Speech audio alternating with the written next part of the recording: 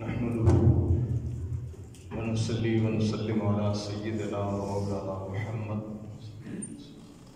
رسوله النبي الكريم اما بعد فاعوذ بالله من الشيطان الرجيم بسم الله الرحمن الرحيم وما ارسلناك الا رحمة للعالمين صدق الله العظيم قال الله تبارك وتعالى في حق حبيبه صلى الله عليه وآله وسلم ان الله وملائكته يصلون على النبي يا ايها الذين آمنوا صلوا عليه وسلموا تسليما اللهم صل على سيدنا محمد وعلى آله وصحبه وبارك وسلم. حمد و صلاۃ کے بعد واجب صد احترام میزبان محفل حضرت علامہ رضی عباس صاحب، محترم ملک نوید حسین صاحب، حضرات علماء کرام، ارباب علم و دانش اور معزز حاضرین، آج ایک بڑے اہم موضوع پر اس کانفرنس کا انعقاد ہے جس کو عنوان دیا گیا ہے رحمت للعالمین. اب یہ اتنا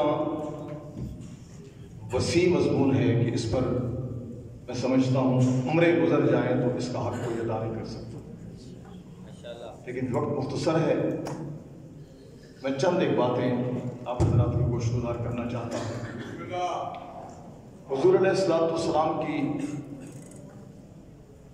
بہت ساری شانوں میں سے دو شانیں ہیں.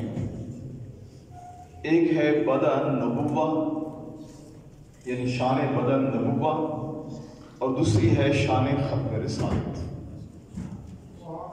اگر شان بدن نبوت سمجھ آ جائے یعنی نبوت کی ابتدا سمجھ آ جائے تو عقیدہ صحیحہ ثابت ہو جاتا ہے، اور اگر شان ختم رسالت سمجھ آ جائے تو عقیدہ باطل کی جڑ کٹ جاتی ہے. تو حضور علیہ السلام کی شان رحمت پہ جب ہم بات کرتے ہیں، اللہ رب العزت نے جب رحمت کو بنایا اس کے 100 حصے کیے. کتنے؟ 100 حصے کیے. ان میں سے 99 اپنے پاس رکھ لیے آخرت کے لیے، اور ایک حصہ دنیا میں اتارا. وہ جو ایک حصہ دنیا میں اترا ہے رحمت کا، اسی میں شفقت فطری بھی ہے، محبت مادری بھی ہے، انسانوں کی آپس میں محبت بھی ہے، جانوروں کی محبت بھی ہے، ماں کی ممتا بھی ہے. محبت کا جتنا فیض آپ کو ملے گا اس ایک حصے کی برکات ہے. اور دوسرا حصہ جو اللہ رب العزت نے 99 حصے محشر کے لیے رکھے ہیں. اور حضور علیہ السلام کی جو یہ لفظ رحمت ہے، اس کے علماء نحو نے 4 معنی بیان کیے ہیں. میں اس نحوی بحث میں جائے بغیر عرض کرنا چاہتا ہوں کہ ایک معنی یہ ہے کہ میرے مصطفیٰ اللہ کی رحمت کا واحد ذریعہ ہے، یعنی جس کو بھی جتنی رحمت جب بھی ملی وہ میرے مصطفیٰ کریم کے ذریعے ملی. دوسرا، آپ صاحب رحمت ہیں، آپ صاحب رحمت ہیں.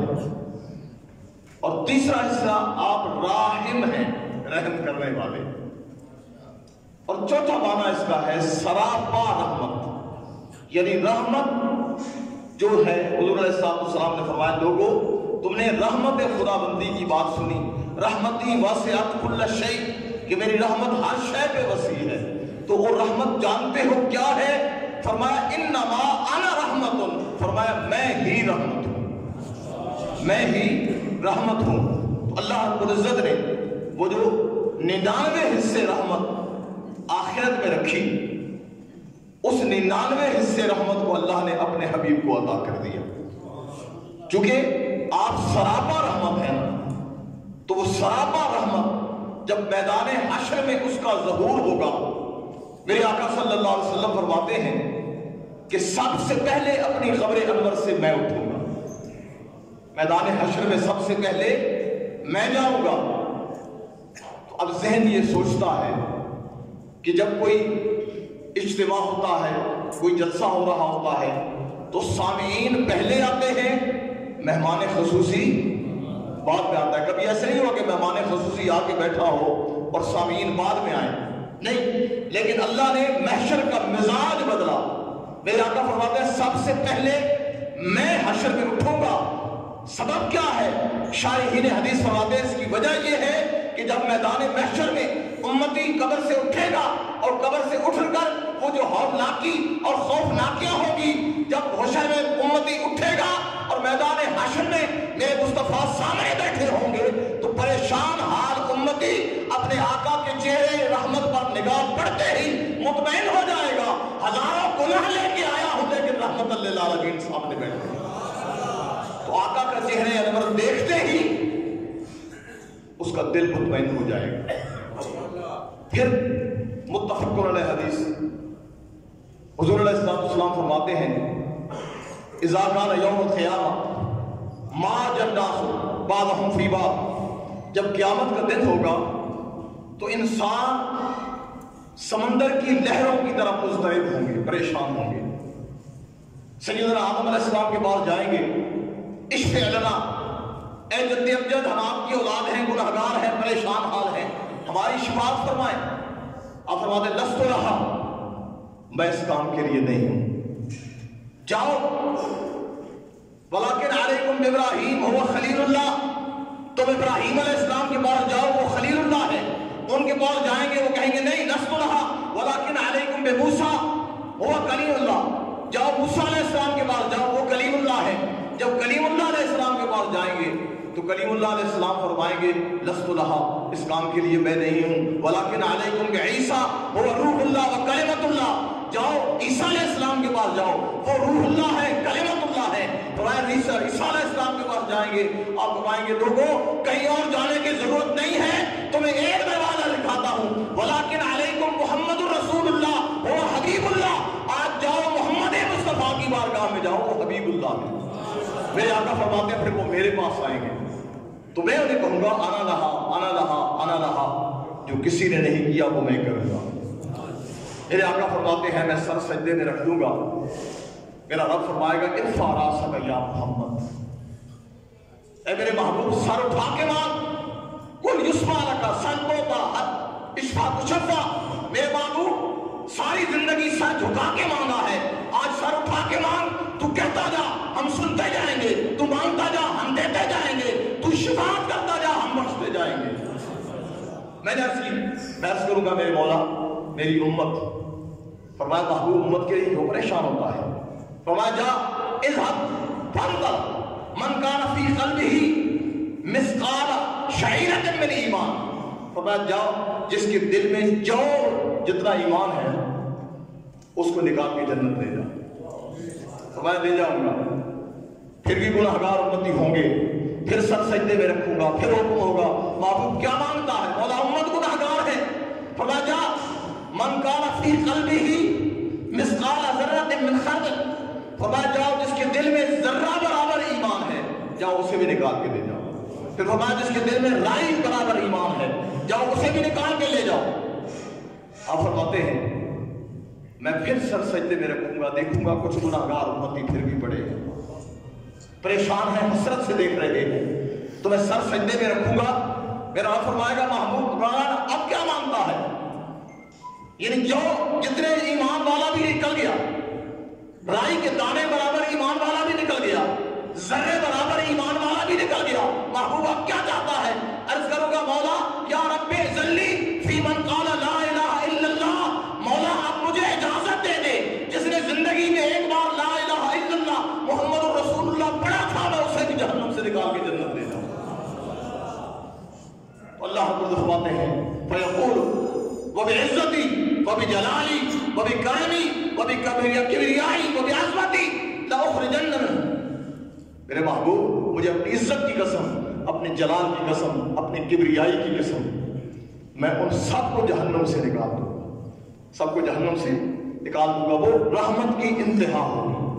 अब यहां मुझे ایک بات یاد آتی ہے، علامہ نصیر الاجتہادی صاحب کوہاٹ میں، میں گورنمنٹ کالج کوہاٹ کا طالب علم تھا، 1978 میں ہمارے پاس آئے تھے، تو انہوں نے ایک بات کی کہ آج ہر طرف بشر کی رٹ لگی ہے، ہر طرف بشر کی رٹ لگی ہے، لیکن کوئی یہ نہیں سمجھتا کہ ہمیں کرنا کیا ہے۔ تو انہوں نے کہا کہ میں جامع مسجد دہلی کا وہ جیب کترا تھا، جیب کترا، میں آج کے کروڑوں ملاؤں کو اس جامع مسجد دہلی کے جیب کترے کی پاؤں کے دھول پر قربان کر دوں۔ وہ تھا تو جیب کترا لیکن عاشق رسول تھا۔ تو انہوں نے بتایا کہ انگریز جامع مسجد دہلی دیکھنے آیا، جامع مسجد دہلی کی سیڑھیاں چڑھ رہا تھا، ایک جیب کترا وہاں کھڑا تھا، مسلمان جیب کترا، اس نے اس انگریز کے جیب سے بٹوا نکلا، اس نے اٹھا لیا، تھوڑی دیر توقف کیا اور پھر اس انگریز کو کہا صاحب یہ آپ کا بٹوا ہے، یہ لے لیں۔ انہوں نے لے لیا، اس نے کہا gentleman you are very honest, thank you very much. اس نے کہا صاحب بہادر کوئی دیانتدار آدمی نہیں ہوں، میں تو پروفیشنل پک پاکٹ ہوں، میں تو پیشہ ور جیب کترا ہوں، لوگوں کو جیبوں سے بٹوا نکال لیتا ہوں۔ اس نے کہا پھر یہاں واپس کیوں کر رہے ہو؟